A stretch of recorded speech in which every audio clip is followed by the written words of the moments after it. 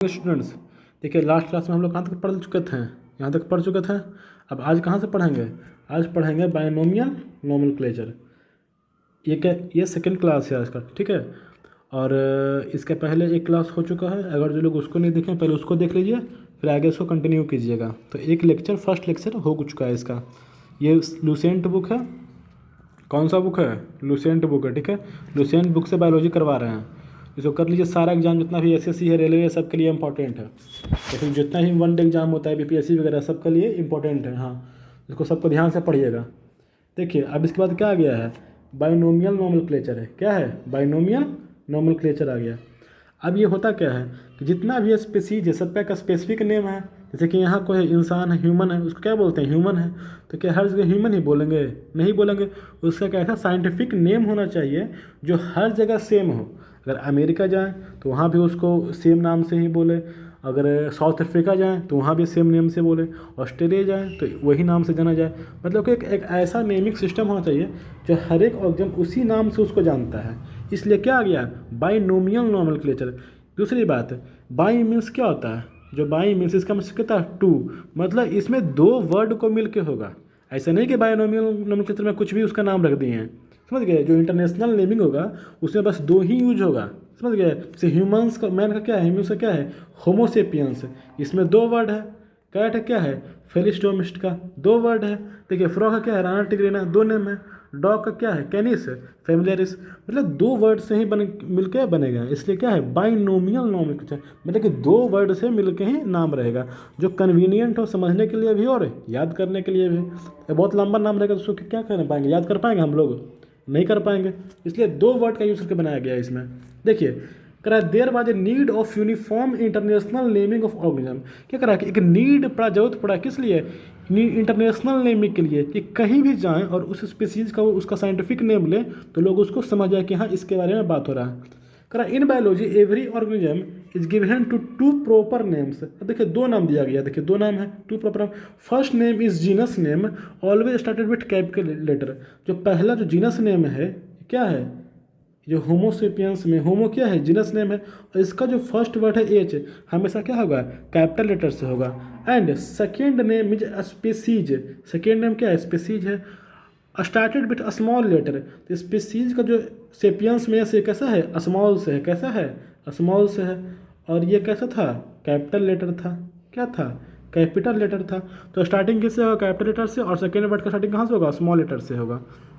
For example scientific name of human is Homo sapiens. इसमें H क्या है? कैपिटल है, और एस क्या है? स्मॉल से है। तो ये कह रहा है कि Homo sapiens, Homo is the name of genus. Homo क्या है? जीनस का नेम है। एंड सेपियंस क्या है? स्पीसीज का नेम है, कि कौन से स्पीसीज से बिलोंग करता है। समझ गए बात को? अब देखिए मैंने क्या है? होमोसेपियंस है। देखिए क्या जगह? होमोसेपियंस है। कैटा क्या है? फेलिस डोमेस्टिका है। फ्रॉग क्या है? राना टिग्रिना है। और डॉग क्या है? कैनिस फैमिलियरिस है। तो ये कई बार एग्जाम में तो पूछ देता है ये सब चीज़ें, तो उसको आपको याद रखना है। अब कावा क्या है? बॉस इंडिका से। देखिए जो जो इंपॉर्टेंट हम टिक कर देते हैं। पहला तो एक मैन का आपको याद रखना है, दूसरा फ्रॉग को याद रखना है, और कैट का आपको याद रखना है, चारों में। अब देखिए अब नेक्स्ट पेज में आइए। काव, कॉस का क्या है? बॉस इंडिका से। मैंगो को याद रखना है, मैंजीफेरा इंडिका, बहुत बार पूछता है, मोस्ट इंपॉर्टेंट है। देखिए इस पर 3 स्टार लगा देते हैं, आप भी स्टार लगाइएगा। क्या है? Mangifera indica. वीट क्या क्या है? Triticum aestivum. क्या है? टिटिकम एस्टिवम है। ग्राम क्या है? साइसर एरिटिनम। क्या है? साइसर एरिटिनम। हौसला क्या है? मस्का डोमेस्टिका, ये भी इंपॉर्टेंट है। राइसा क्या है? Oryza sativa. पिया क्या है? Pisum sativa. देखिए ये भी है, जब इवोल्यूशन पढ़ेंगे तो यहाँ पे पढ़ने के लिए आएगा कि कौन से प्लांट पे रिसर्च किए थे जो साइंटिस्ट थे मेंडल, तो किस पे किए थे? पी पे किए थे। और साइंटिफिक नेम क्या है? Pisum sativum. मस्टर्ड क्या होगा? Brassica campestris. तो इसको याद कर लेना है, ठीक है। जो टिक लगा दिया इंपॉर्टेंट है उसको पहले याद कर लीजिएगा। अब देखिए अब जो नोमेनक्लेचर का पार्ट था वो कंप्लीट हो गया है। अब नेक्स्ट चैप्टर कौन आ गया? सेल। कौन आ गया? सेल। अब देखिए सेल को हम लोग एकदम ज़बरदस्त तरीक़ा से पढ़ेंगे कि आपका क्लास में ही याद हो जाएगा। इधर उधर कर रहे कोई जरूरत नहीं है। जहाँ पे डायग्राम का जरूरत है वहाँ डायग्राम भी आपको दिखाएंगे अच्छे से ओपन करके, हर कुछ दिखाया जाएगा। इसलिए टेंशन से नहीं लेना है, एकदम प्रेम से बैठ के शांति से पढ़िए एकदम। ठीक है। सेल क्या है? Basic structure and function unit of life. देखिए सेल को क्या बोल रहे हैं, basic structure and function of life. इसको सेल को बेसिक स्ट्रक्चर क्यों बोल रहे हैं, क्योंकि सेल से कम कुछ भी रहेगा तो सर्वाइव नहीं करेगा। अब सेल के अंदर न्यूक्लियस है, उसको निकाल दीजिएगा न्यूक्लियस को बाहर, जिसका सेल है, सेल के अंदर न्यूक्लियस, उसको बाहर निकाल देंगे न्यूक्लियस को, सेल सर्वाइव करेगा नहीं, सेल क्या करेगा, मर जाएगा। इसके अंदर क्या है, राइबोसोम है, उसको बाहर निकाल देंगे राइबोसोम को, नहीं समझे, माइटोकॉन्ड्रिया उसको बाहर निकाल दिए, सेल अब जिंदा रहेगा नहीं, सेल क्या होगा, मर जाएगा। इसलिए सेल क्या है, बेसिक स्ट्रक्चर है and function unit of life. मतलब सेल से कम कुछ भी रहेगा वो फिर सर्वाइव नहीं करेगा। समझ गए बात को। हाँ, अब देखिए इसमें बोल रहा है कि the word cell was first coined by British scientist Robert Hooke. देखिए एग्जाम में सीधे पहले क्वेश्चन आएगा कि सेल को डिस्कवरी कौन किया था, तो कौन किए थे, रॉबर्ट हुक। और जो डिस्कवरी किए थे वही इस चीज़ का नाम दे दिए थे सेल। सेल वर्ड कहाँ से है, तो सेल लैटिन वर्ड है। कैसा वर्ड है, लैटिन वर्ड है। देखिए रॉबर्ट हुक था, वो ऐसे ही बैठ के जो लेंसेज होता है, इनका सेल्फ मेड माइक्रोस्कोप था, लेंसेज को जोड़ के बना लिया था, उससे देख रहे थे। जब ये देखते देखते इनको लगा कि प्लांट के बार्क में देखें, इनको उसमें क्या लगा, हनी कॉम्ब लाइक स्ट्रक्चर दिखा, हनी कॉम्ब लाइक स्ट्रक्चर दिख गया इनको, और ये पीरिक्विंट था तो उसी को बोल दिया, क्या बोल दिए, सेल। सेल का मतलब होता है लिटिल रूम, क्या होता है, लिटिल रूम होता है, उसी का नाम रख दिया सेल। कौन सी ईयर में, 1665 में। एग्जाम में सीधा क्वेश्चन पूछेगा कि सेल का डिस्कवरी कौन किए या सेल वर्ड को फर्स्ट टाइम यूज कौन किए, तो सीधे बोलना है रॉबर्ट हुक। कौन सी ईयर में, 1665 में।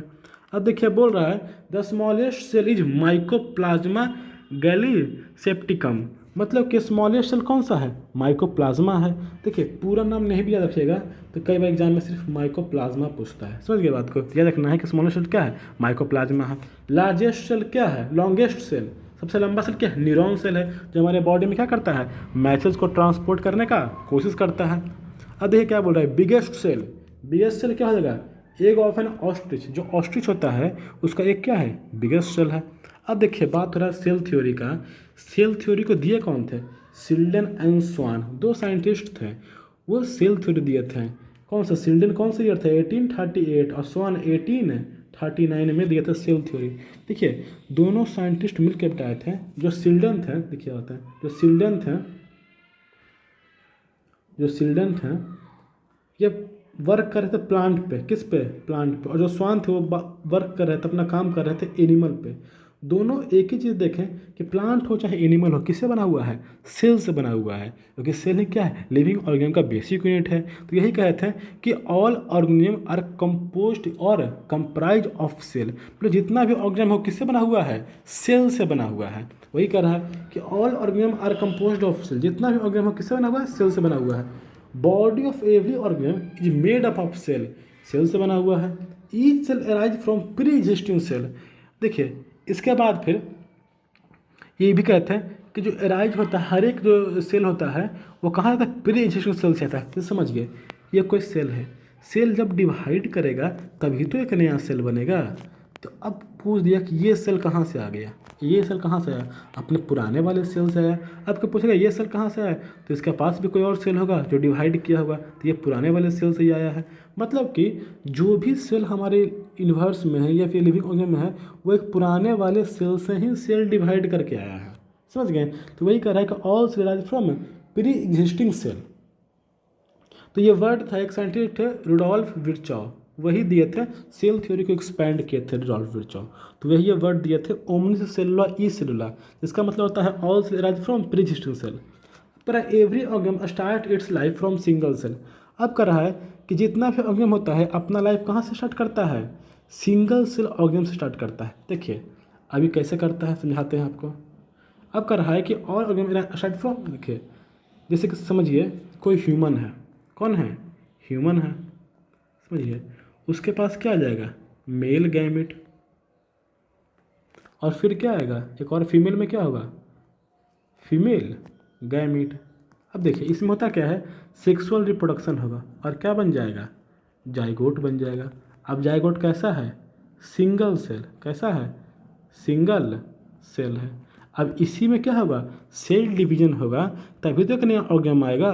समझ गया बात को, इसलिए कह रहा है अब इसमें क्या होगा, सेल डिवीजन होगा और एक नया ऑर्गेनम बन जाएगा।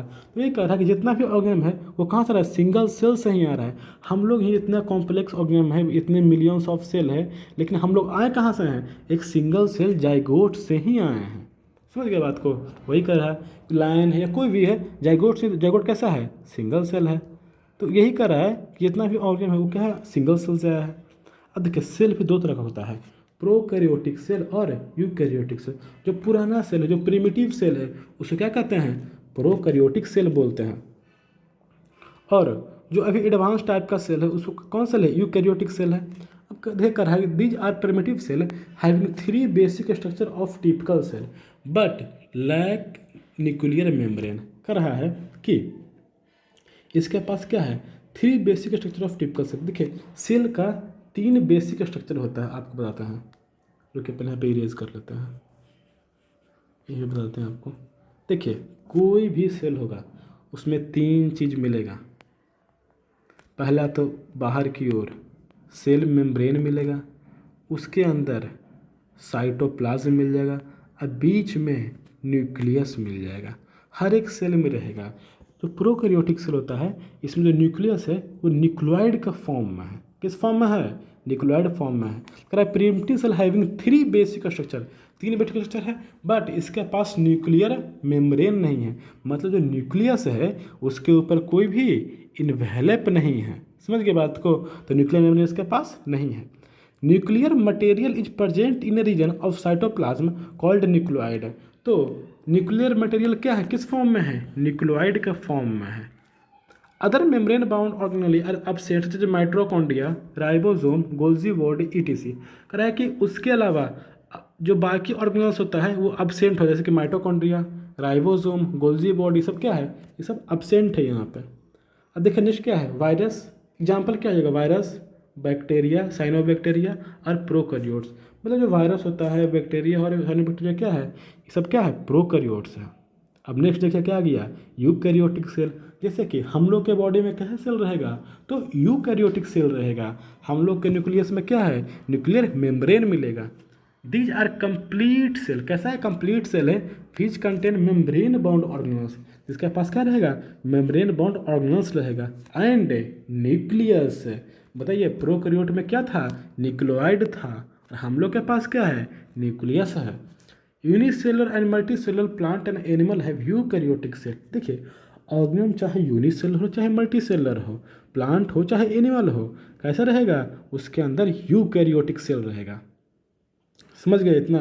ठीक है, कोई भी डाउट रहेगा तो बिना टेंशन का आराम से कमेंट सेक्शन में पूछ लेना है कि सर ये डाउट है।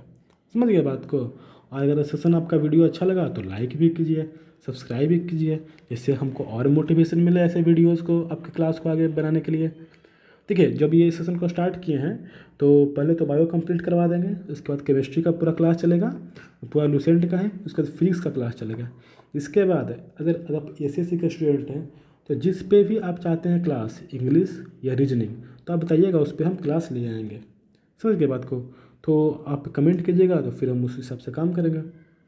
देखिए अब नेक्स्ट क्या बोल रहा है, difference between prokaryotic and eukaryotes. Prokaryote और यूकैरियोट में डिफरेंस क्या होता है। देखिए पहला क्या है, प्रोकैरियोट और यूकैरियोट पहले पढ़ ही चुके हैं। इसमें सेल साइज क्या जनरली स्मॉल होता है, मतलब कि 1 से 10 माइक्रोमीटर तक रहता है, और इससे कैसा रहता है, 5 से 100 माइक्रोमीटर सेल का साइज। मतलब यूकैरियोट क्या है, साइज जनरली लार्ज होता है। इसमें न्यूक्लियस एब्सेंट है, उसके जगह पर क्या है, न्यूक्लियोइड है। इसमें क्या है, न्यूक्लियस प्रेजेंट है।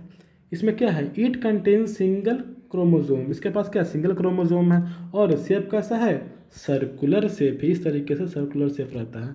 और it contain more than 1 chromosome, जैसे हम लोग में क्या है 23 पेयर है 23 पेयर, तो मोर देन 1 क्रोमोजोम है। क्यों, क्योंकि हम लोग क्या है, यूकैरियोट है। मेम्ब्रेन बाउंड सेल ऑर्गेनल्स और एब्सेंट है, इसके अंदर मेम्ब्रेन बाउंड सेल ऑर्गेनल्स क्या होगा, एब्सेंट रहेगा। और इसके अंदर क्या है, सेल ऑर्गेनल्स प्रेजेंट, इसके अंदर क्या रहेगा, प्रेजेंट रहेगा। Cell division take place by fission और बडिंग। देखिए इसमें सेल डिवीजन कैसे होगा, फिजन से या बडिंग से। जैसे कि देखिए एमीबा है, इसमें क्या होता है, फिजन होता है। हाइड्रा में क्या होता है, बडिंग होता है। ये सब आगे पढ़ना है, आगे बताएंगे आपको। तो इस तरीके से होता है। और सेल डिवीजन कैसा होता है, take place by mitosis and meiosis. इसमें कैसा होता है, माइटोसिस या म्योसिस से होगा। समझ गए। तो इस तरीके से इसमें सेल डिवीजन होता है। अब देखिए, अब हम लोग पढ़ते हैं structure of typical cell wall. क्या पढ़ना है? Structure of typical cell wall, typical cell. A cell है फॉलोइंग स्ट्रक्चर। अब कह रहा है सेल के अंदर सब फॉलोइंग स्ट्रक्चर होता है। पहला पढ़ना है सेल वॉल। क्या पढ़ना है? Cell wall. In plant cell there is a rigid cell wall. Plant cell में क्या है? एक रिजिड सेल वॉल है which is non living and freely permeable. वो कैसा रहेगा? नॉन लिविंग और फ्रीमी परमिएबल। जैसे कि सेल है, मेरे पास कोई सेल है, ठीक है। सेल के ऊपर देखिए एक रहता है, सेल मेम्ब्रेन के ऊपर क्या है? ये पहले क्या रहेगा? सेल मेम्ब्रेन रहेगा और इसके बाद क्या हो जाएगा? सेल वॉल हो जाएगा। समझ गए बात को? तो सेल वॉल कैसा है? रिजिड है और नॉन लिविंग और फ्रीमी परमिएबल है। It is made of cellulose और काइटिन। देखिए, जो प्लांट होता है, प्लांट का सेल बनता है सेलुलोज से, और जो फंजाई होता है, क्या होता है?